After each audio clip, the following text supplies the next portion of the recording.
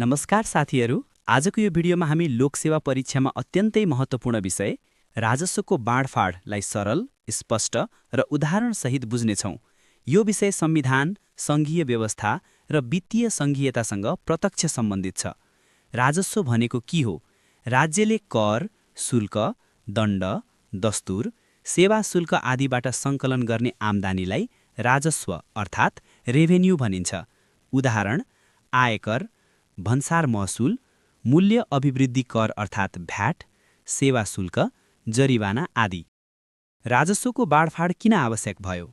नेपाल सङ्घीय शासन प्रणालीमा गएपछि सङ्घ, प्रदेश र स्थानीय तह तीनै तहलाई काम, अधिकार र खर्चको जिम्मेवारी दिइयो।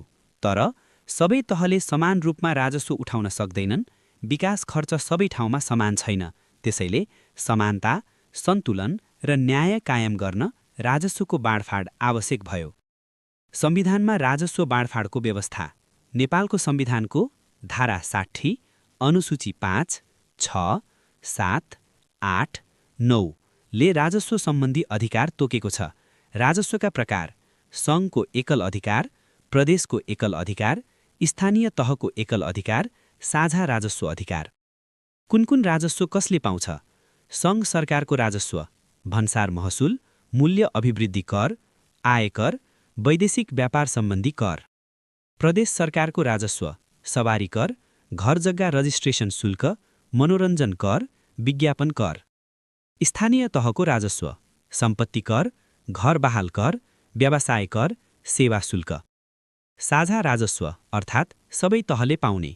केही राजस्व सङ्घ, प्रदेश र स्थानीय तह साझेदारीमा बाँडिन्छ। उदाहरण: भ्याट, अन्तशुल्क, घर जग्गा रजिस्ट्रेसन शुल्क।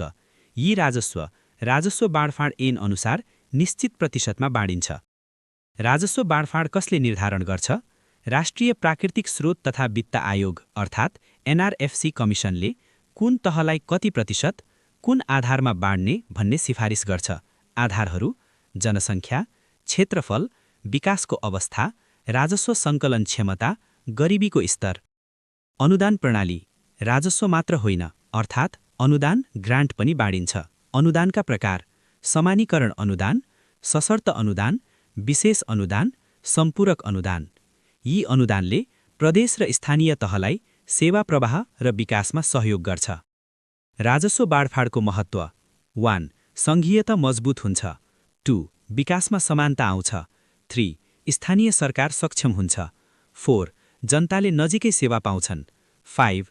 आर्थिक असमानता घट्छ।